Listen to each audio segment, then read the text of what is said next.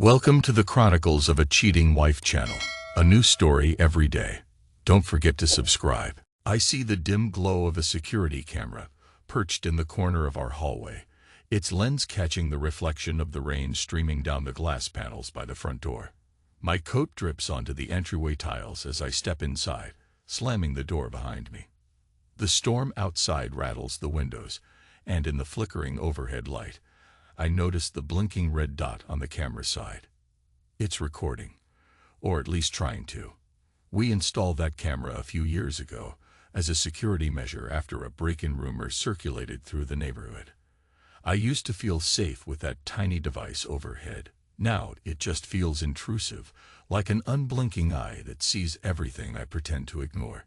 She's standing there, a few steps away, watching me with an expression I haven't seen in years. It's not anger, nor is it fear or concern. It's a cold vacancy, as though she's miles away. Rebecca used to look at me with warmth, even if we were arguing. There was life in her eyes. But now, I can't read anything in that gaze. It's empty, carved out by something I can't fully grasp, or maybe just refuse to see. My breath catches in my throat. It's as if we're strangers. I rub my palms together, trying to work some heat back into my fingers. Outside, the rain intensifies, tapping relentlessly on the roof. I should speak. I open my mouth and try to form a sentence, but nothing comes out. Her lips part, and for a moment, I think she's about to say something. Instead, she turns on her heel and disappears down the dark corridor, leaving me with only the faint hum of the camera overhead. I follow her eventually, shrugging off my wet coat, but she's gone to the bedroom and closed the door. There's no point in chasing her. We've had so many arguments in the past few months that I hardly see the difference. I drag my feet to the living room, collapsing onto the couch. The air smells stale, like we haven't opened a window in weeks. I reach for the remote, but my hand stops. I'm not really in the mood for TV. My eyes wander across the shelves. Photographs in frames. Our wedding photo. Old pictures of us smiling at some resort in the Bahamas. A shot of me with my arm around my younger brother, Michael. I feel a twist in my stomach, a sudden pang of grief mixed with anger. I hate that photo now, though I couldn't have told you why a month ago. Or maybe I could. Maybe I just refuse to articulate it. Asterisk, asterisk, asterisk. It all started a few days back, though I can't say for sure if started is the right word. Maybe it began much earlier, in ways I never noticed. But a few days ago, on a night just like this, I was rummaging in the basement for a flashlight. The overhead light in the bedroom had shorted out, and I couldn't find where I packed the spare bulbs. The old basement was cluttered with boxes from the move. Things we never fully unpacked, a lifetime of junk we didn't have the heart to throw away. At one point, my knee hit a stack of VHS tapes, toppling them onto the damp basement floor. I cursed under my breath. Rebecca insisted on keeping these relics, wedding videos, maybe, or recorded soap operas. I bent down to gather them, and one tape without any label slipped through my fingers. Just a black cassette with no mark or name. My first instinct was to toss it aside, but curiosity made me turn it over. There was no date, no sign of what it might contain. I stared at it for a moment, puzzling over whether it was worth a watch. Then I remembered we still had that old Panasonic VCR hidden in a corner. I don't know what got into me, but I decided to see what was on it. Something about the blank tape got under my skin. I was tired, I guess, and that basement always felt oppressive. So I grabbed the VHS and the old player, brought them upstairs. Rebecca was out, or maybe asleep, so I slid the tape in and turned the TV's volume low. The moment the screen flickered to life, I regretted it. At first, I heard only heavy breathing, rustling sounds, and then a woman's voice. Soft laughter. It was so unexpected that I froze. The camera was shaky, struggling to focus. I saw glimpses of a woman's arm, her fingers sliding under a shirt collar. The image jumped, and the microphone picked up hushed, intimate murmurs. My heart began to pound because the voice sounded familiar. The laughter was so distinctly hers. Seconds later, the camera panned up, and I saw her face. Rebecca, but younger, maybe by 10 years, with that lively sparkle in her eyes I'd nearly forgotten. My wife. The wave of recognition punched the air from my lungs. She was giggling, looking straight into the lens with this playful, flirtatious expression. I watched in paralyzed horror as she pulled someone closer. His hand, tanned, resting on her thigh, slid up under her shirt. They said something I couldn't catch, and the camera jerked for a second. The man behind it was adjusting the angle, trying to capture them both. Suddenly, he spoke, a low murmur that made my insides twist into a knot. It was a voice that teased in a way that only a lover can. He whispered something about how beautiful she was, how he loved that small birthmark on her collarbone. I felt my blood go cold. That was something I often teased her about, a little spot of pigment. She'd always called her Lucky Mark. But the voice wasn't mine. The man filming her, speaking these intimate details that only I should have known, wasn't me. I remember blinking rapidly, convinced my eyes might be betraying me. The shot steadied, revealing more of him. He wore an unbuttoned shirt, his face half off-screen. Then the camera tilted enough to show his profile. My mouth went dry. I recognized the strong jaw, the shape of the nose, the familiar tilt of the head. Michael, my brother, my younger brother by 2 years. Everything about him was burned into my memory. The same faint scar on his chin, the way he brushed his hair back. I wanted to scream, but my throat locked.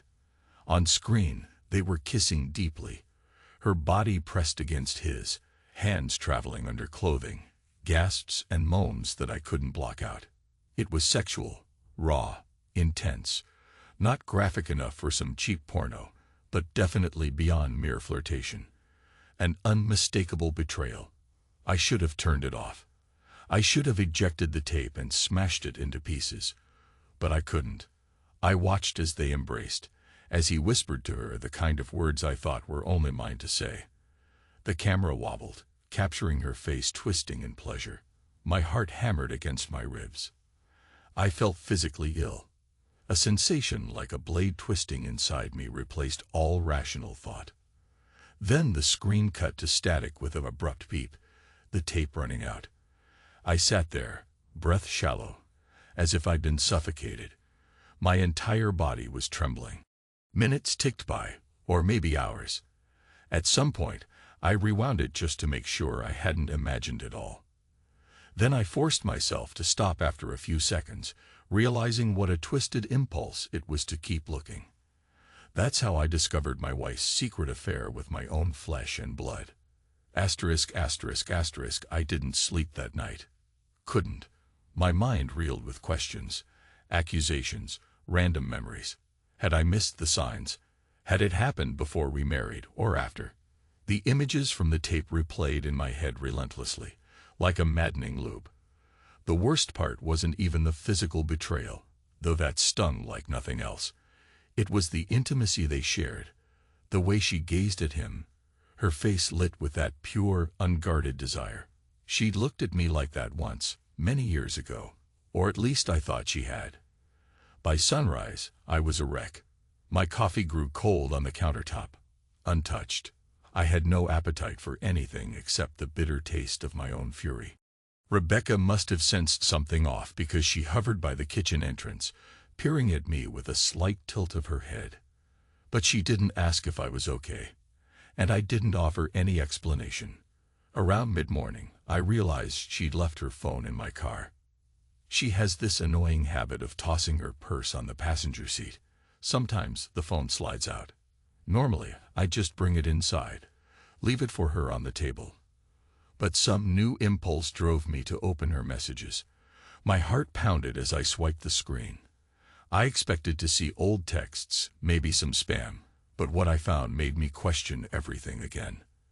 There, in a recent conversation, I saw messages from Michael. No code names, no attempts at secrecy. It was a new phone, and maybe she forgot to hide this time. Or maybe she had grown careless, or maybe she just didn't care anymore. When will you tell him the truth? One text read. Her reply. He's weaker than you. He'll forgive anything. Another text from him. Can't wait to see you again. Still taste you on my lips. And then a photo. Them together in a park or some outdoor setting. Not obviously scandalous, but the closeness in their pose burned my eyes. She wore the same expression I'd seen on that tape. Glowing, alive. And by God, it was recent. The date stamp was from a week ago. I locked her phone, set it on the passenger seat, and just stared at it. My breath came in ragged pulls. Weaker, she called me. Weaker. Forgiving. Was that how she saw me? That I'd just accept her infidelity with the wave of a hand? Anger sparked like a wildfire through me. I realized then that what I'd seen on the tape wasn't some ancient fling. It was just the tip of the iceberg. They were still together, in some capacity. My own brother, my own wife. Back inside the house, I handed her phone to her without a word. She took it, gave me a distracted nod, and went about her business, scrolling through her notifications. No flinch, no guilt on her face that I could detect. I wanted to throw the phone at her, demand an explanation, but a vicious part of me wondered if she'd even bother lying. Maybe she'd just shrug. The distance in her gaze was too deep. That entire day, something in me started to unravel. All the illusions I'd clung to about love, marriage, family, they felt like a cosmic joke at my expense. I paced the house, trying to quell the fury. If she looked at me, I glared back. If she tried to speak, I marched out of the room. Eventually, I left the house entirely, wandering aimlessly through the streets, letting the rain soak me to the bone. My mind churned with thoughts of confrontation, violence, heartbreak. I pictured a million different ways to handle this. None of them seemed right. By the time I returned that evening, my decision was made. I packed a few essentials in a duffel bag and quietly slipped out the next morning. I didn't say a word, left no note, offered no explanations. There was money in our joint account. I withdrew it all. The house was in my name, and I put it on the market with a friend who worked in real estate, telling him I needed a quick sale. Within weeks, it was sold for less than it was worth, but I didn't care. I wanted out. She cried, called, sent messages, even showed up at my friend's office once, sobbing. But I avoided her like a disease. I paid him to handle all the paperwork, left my signature where needed, and told him to relay any final amounts to my new bank account. Rebecca found me a few times, tried to talk to me. She showed up at the motel I was staying in, banged on the door, her voice cracking with desperation. I never opened. I'd stand on the other side, fists clenched, heart pounding. Once I heard her sink down against the door, weeping, saying she was sorry, that it was all a mistake, that she loved me, that if only I would listen. I stayed silent until she left. Part of me longed to fling the door open, demand to know why she'd done it, how it started, but I just couldn't face her. My pain was too great, my pride too battered. After a month or so, I moved to another town. Nobody from my old life knew where I went, except maybe my friend from the real estate office, and I swore him to secrecy. She sent me texts, emails, voicemails, pleas, confessions, maybe even attempts at explaining. I deleted them all. Once, I drank too much whiskey and listened to a voicemail from her. She said something like, "I made a mistake with him. Please, can we talk? I don't want to lose you." But I caught no sincerity in her tone. Maybe I was just numb. I never called back. Weeks turned into months. By then, I'd set myself up in a small apartment, found a job as a financial consultant. I didn't like the place much. It was drab. The neighbors were loud, and I spent most nights staring at the ceiling. But at least it was mine, free of her memories, free of those ghosts. Yet, as time passed, her presence slowly leaked out of my daily consciousness. I started to believe that I could bury the heartbreak. When people asked about my personal life, I lied or gave vague answers. I told my boss I was divorced, and that was usually enough to stave off questions. The rage I felt initially became something colder, more distant, a quiet bitterness that tinted every aspect of my world. Eventually, I heard from mutual acquaintances. Rebecca had moved on. She was seeing someone else, apparently a man from her job. For a split second, I felt a pang of jealous rage, but it was overshadowed by a twisted sense of relief. If she found someone new, maybe she'd finally let me be. And it almost seemed like she did. The calls stopped, the texts ended. Then I heard she was getting married. A new wedding, just a year after we'd effectively split. Apparently, she'd met him through a business contact in her advertising agency. So that was that. Maybe she'd found a more suitable partner. Maybe she loved him more than she'd ever loved me. It didn't matter. The news left me feeling hollow, like a door had slammed shut on a chapter of my life, and there was no going back. But something about that finality wouldn't let me rest. Anger simmered below the surface, creeping up in the strangest moments. The memories of her with Michael, the betrayal, the laughter on the tape, it all haunted me. I started pacing at night again. Every once in a while, I took that old VHS tape out from the battered cardboard box I'd brought with me, the one I never fully unpacked. I'd hold it in my hands, feeling its weight, as if searching for answers in its plastic shell. Part of me wanted to destroy it, but a darker part wanted it as proof. Proof of how low she and Michael had stooped. Michael, my own brother. After the meltdown, he never once tried to contact me. Maybe he was ashamed, or maybe he was just glad I was out of the picture. My mother occasionally left voicemails asking where I was, saying Michael had told her some story. I never called her back, didn't want to drag her into the ugly details. At one point, I heard that Michael moved too, left the old city behind. It was as if we'd all scattered to separate corners, each bearing the consequences of this tangled mess. Time slid by. It didn't heal. It just dulled the edges, rubbed them down so I could function. I went through the motions, telling myself I was done caring. That all changed when I found out the date of Rebecca's wedding.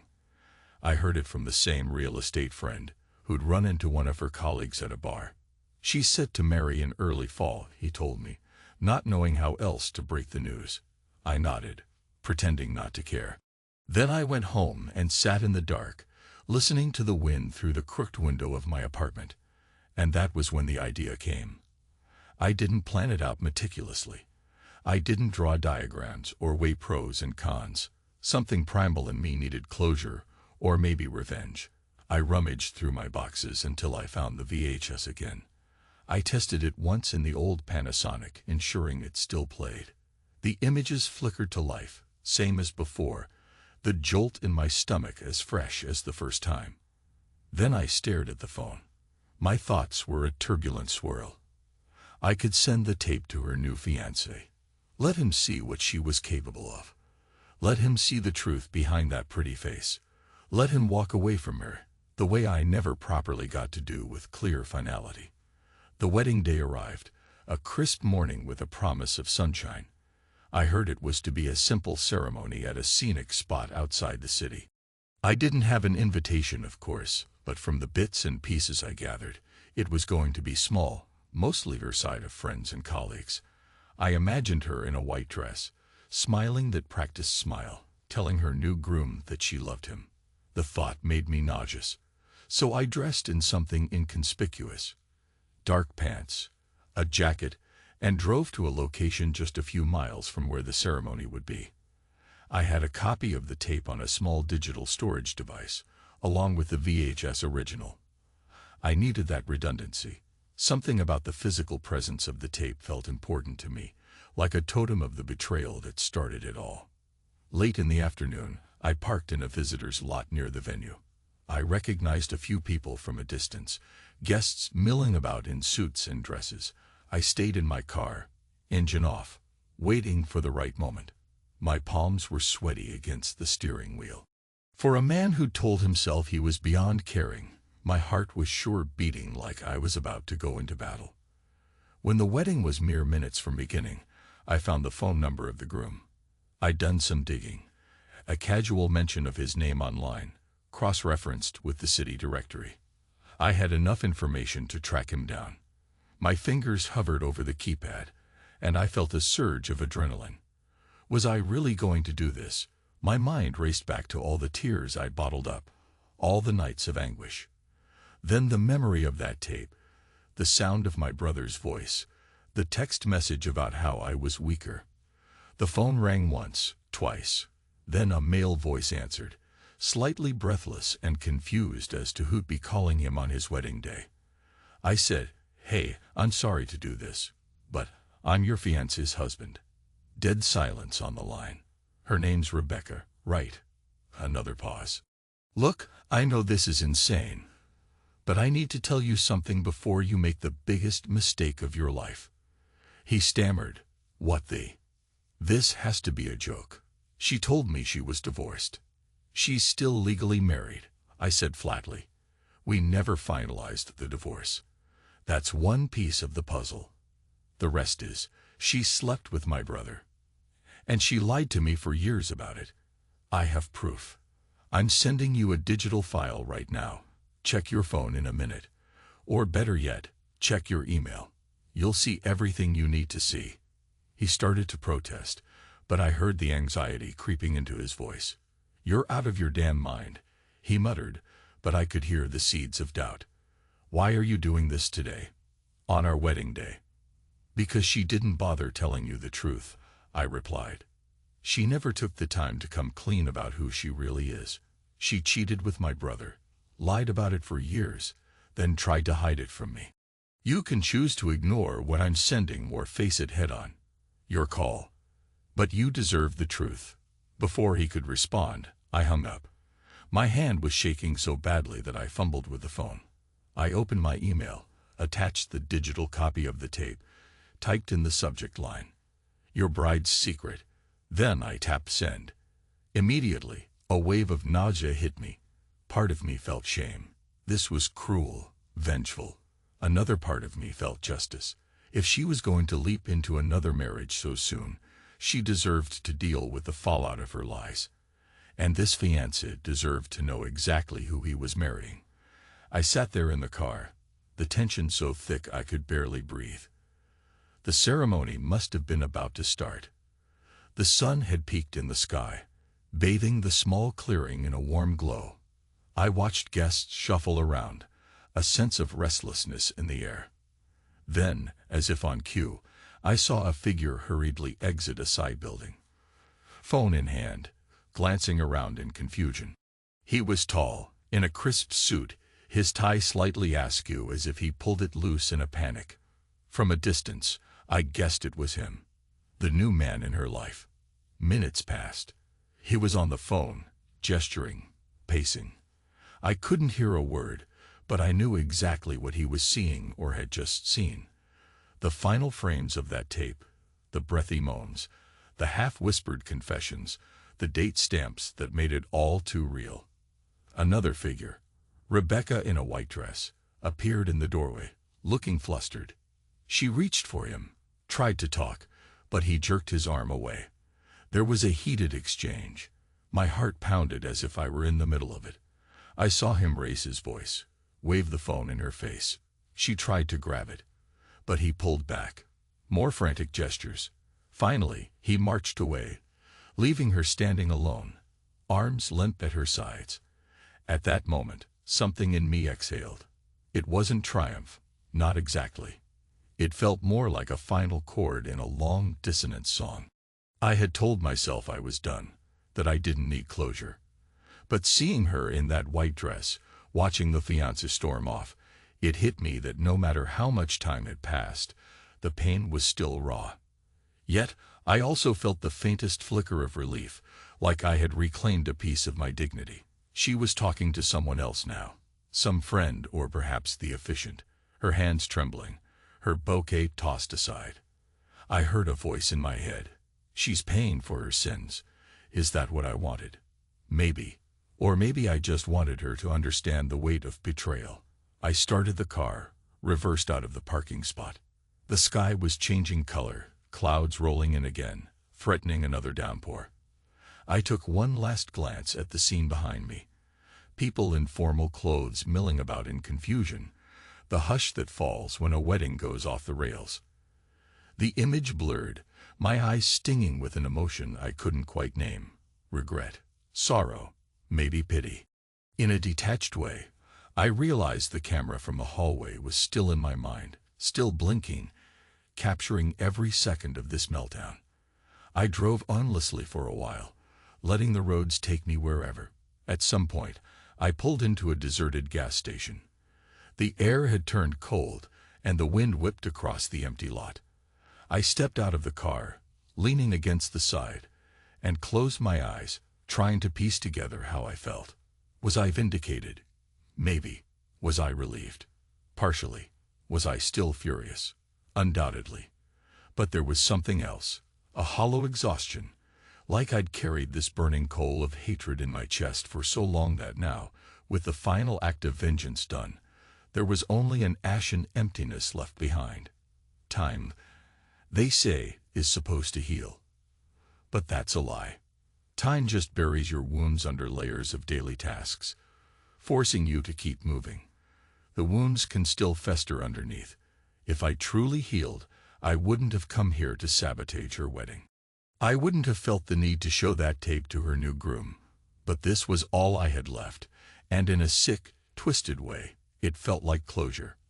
Now she knows that some betrayals leave a permanent mark, one that never fully fades.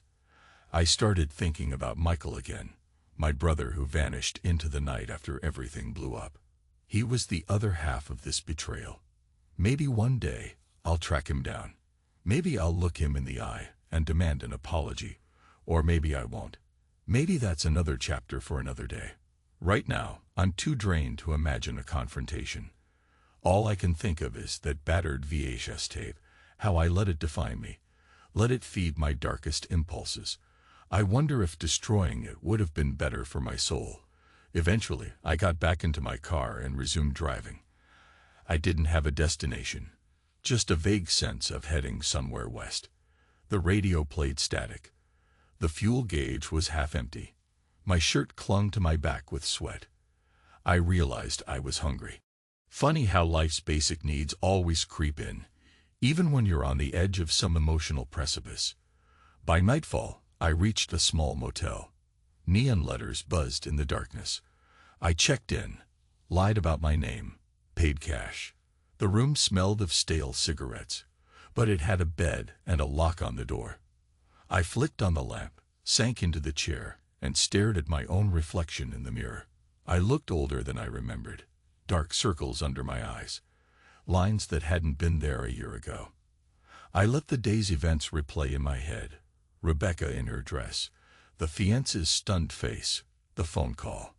I recalled the subdued click when I ended the call, the echo of my own heartbeat. The intensity of my plan had overshadowed everything. Now, in the quiet gloom of this crappy room, the emptiness returned, and a voice inside whispered, "She's paying for what she did, but are you at peace?" Am I? I'm not sure. I think about the unstoppable march of time, how it leaves scars we carry around like invisible weights. We try to tell ourselves that life moves on, that we find new paths. But I learned the hard way that you can't outrun betrayal. You either confront it head-on, or let it fester until it warps your own sense of self. In that dingy motel, I realized that revenge felt hollow. It wasn't worthless. I needed it to prove a point, to close a door. But the pain was still there, just differently shaped now. I needed to accept that no matter what, a part of me had died the day I found that tape, and that part wasn't coming back. I leaned my head back against the chair and closed my eyes. The hum of the neon sign outside lulled me into a semi-trance. I pictured Rebecca once more, not as the cold figure in the hallway or the woman in the tape, but as the person I married, the one who used to share jokes with me in the middle of the night, who used to trace lazy circles on my chest while we planned our future. That woman was gone. Maybe she never truly existed. Maybe what we had was always doomed to end this way. My phone buzzed, snapping me from my thoughts. I didn't answer. I had a strong suspicion who might be calling. Maybe the fiancé, wanting to scream at me for destroying his big day. Maybe Rebecca herself, desperate to patch things up or hurl insults. I set the phone on silent and stared out the window. A few drops of rain began to tap at the glass again. Storm clouds rolling in for another round. I found myself whispering, "Some things you pay for your entire life." I wasn't sure if I was talking about her or me. Maybe both. Because betrayal isn't a clean cut. It leaves jagged edges that never quite fit back together again. And even if you manage to piece them back into some functional shape, the cracks remain, reminding you that nothing is ever truly whole once broken. I guess the difference now is that she knows it too. I made sure of that. Asterisk, asterisk, asterisk. The next morning, I checked out of the motel. The clerk barely acknowledged me, which I was grateful for. I got back in the car, rubbed the sleep from my eyes, and made a choice. I'd drive far away from everything. Maybe the coast, maybe somewhere in the interior. It didn't matter. I just needed new surroundings. The engine rumbled to life, and I pulled onto the highway. As the miles slipped by, I kept glancing in the rearview mirror, half expecting to see something chasing me. But it was just empty road, an occasional truck barreling forward. I thought about calling my mother, telling her everything, but I dismissed the idea. She didn't need to know. I thought about contacting friends, opening up, maybe explaining why I disappeared so abruptly. But I realized I was still too raw, too guarded. My trust in people was a fragile thing now. The day stretched on. I found a diner off the interstate, grabbed a coffee, tried to muster an appetite for a sandwich. My stomach churned whenever I thought about that tape, about the messages, about how none of this would have happened if only I hadn't stumbled onto that unmarked VHS, or if only the betrayal hadn't been real in the first place. I forced the sandwich down. I noticed an older couple in the booth next to me, quietly holding hands, sharing a piece of pie. My chest tightened, realizing that used to be my dream of old age. Rebecca and me, comfortable in each other's presence, unhurried. Yet it felt like a dream from another universe. I paid my bill, left a tip, and hurried out before my emotions got the best of me. Back on the road, I let the radio fill the silence. A static-laced country station played something about heartbreak, loss, and picking yourself up again. The words felt too on the nose, so I switched stations. A talk show host was ranting about politics. I turned it off. Silence was better than forced chatter. Around dusk, I found a vantage point overlooking the shallow valley. I pulled over to watch the sunset. The sky flared orange and pink, then dimmed to a deep purple. I used to love moments like this, moments of natural beauty that made life's troubles feel small. But heartbreak has a way of blocking out the wonder you used to feel. Still, I tried to appreciate it, tried to allow myself a slice of calm. I closed my eyes and drew a deep breath. Without warning, I started shaking, tears spilling down my face. I'd been so locked in my anger, so determined to punish her, I hadn't allowed myself to truly grieve. Now it all poured out in ragged sobs. I let it happen, let the tears fall, until I felt too exhausted to continue. Then gradually my breathing evened out. A numbness remained, but I sensed a shift inside me. Maybe that was acceptance. Maybe not. I drove into the night, stopping only when I was too tired to keep my eyes open.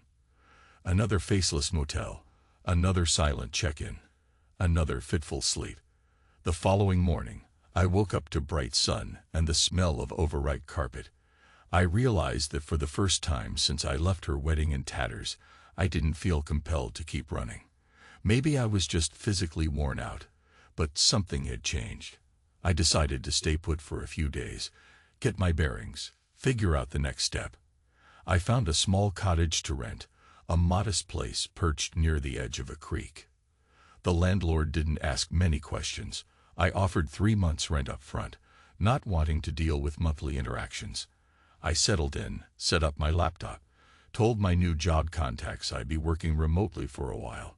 They didn't protest, as long as I delivered my projects on time. The cottage was a simpler life. No traffic noise, no neighbors close by, just the hiss of wind through the pines and the gurgle of water over rocks. It became a routine.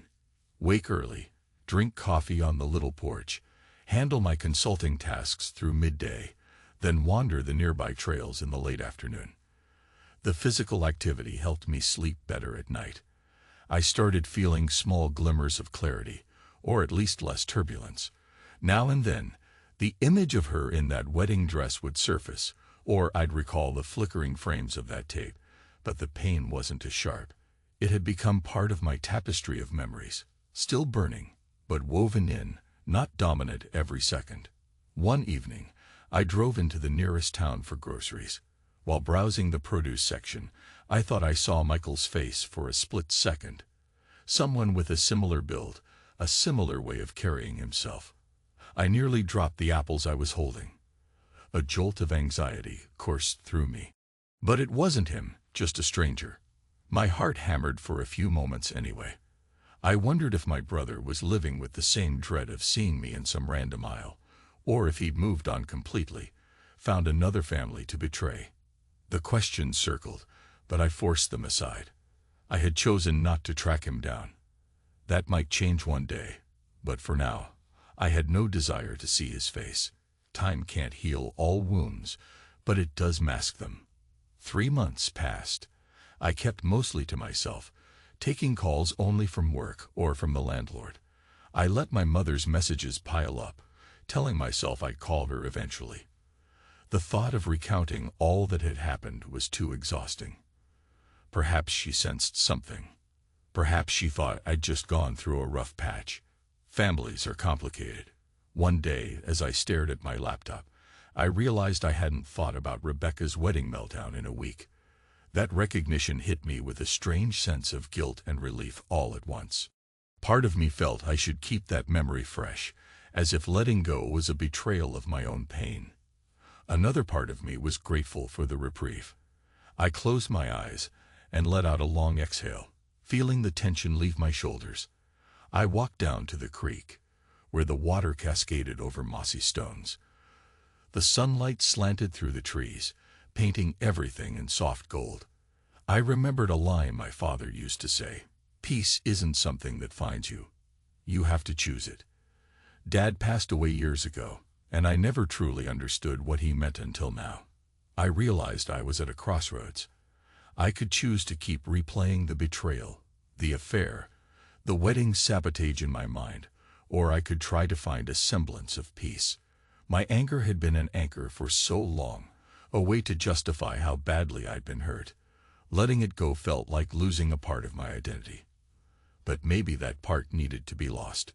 Standing there by the creek, I felt tears threatening again, but this time they weren't from pain alone. There was a tinge of something akin to hope. I don't think I'd call it forgiveness. I wasn't ready for that. Not for Rebecca, not for my brother. But for myself, maybe. Maybe I needed to forgive myself for not seeing the signs, for being so naive, for letting vengeance consume me. I took out my phone and scrolled through my voicemails. There was one from a week ago. An unknown number. I recognized her voice, though. "Rebecca." I pressed play. She said, "I don't know where you are, but I guess you heard. He left me at the altar. I don't blame you for showing him the tape. It was your right. But I wanted you to know. I'm not the same person I was. I'm sorry for everything. I know you might not care, but I wanted you to hear me say it. I'm sorry." Her voice cracked at the end, then clicked off. I listened to it twice, once with a stoic face, then again with tears in my eyes. She was sorry. I believed she was. Yet sorry didn't erase the betrayal. Sorry didn't restore what she broke between us. Still, part of me appreciated that she had finally said something resembling an admission of guilt. I saved the message, then put the phone away, not sure if I'd ever respond. I stood there for a long time, watching the sunset fade. In the distance, I spotted a deer picking its way through the brush. A sense of awe and fragility filled me. The same feeling I used to have when I was younger, lying under the stars. We're all just stumbling through life, sometimes colliding with each other's hearts, sometimes leaving scars that never fully heal. When I finally walked back to the cottage, the sky was dark, and the night air had turned chilly. I took a seat on the small porch and looked up at the constellations. I thought about how time doesn't heal everything. It only spreads out the pain so you can breathe again. Maybe that's the best we can hope for. There would always be a piece of me that remembered that tape, that meltdown, that final phone call on her wedding day. But life kept moving. Whether or not I moved with it was my decision. I guess that's the sum of it. I made her pay. Maybe I paid a price too. But now, at least we both know that some things in this world can't be undone. You can't always fix what you break. I'm still here, and she's out there somewhere, carrying her own regrets. Maybe Michael is too. And one day, if I'm lucky, I'll find a calm acceptance of it all. That's all I can say for now, because the story, for better or worse, continues. We live with our choices. We carry our scars. We learn, or we don't. But tonight, as the wind sighs through the pines and the creek babbles beyond my porch, I feel a faint sense of possibility. I've burned the illusions that once blinded me. I've exacted my revenge. And somehow, in the aftermath, there's space for something new, whatever shape that might take. Maybe time doesn't heal. Maybe it just erases. And in that emptiness, perhaps I can write a new ending for myself. As for Rebecca, and everything we once had, that's a ghost story now, fading with each passing day. I won't pretend the memories don't still hurt. But at least out here in the hush of the trees, I can hear my own breath again, feel my own heart beating. And I know I'm alive, still standing, however scared. That's enough for tonight.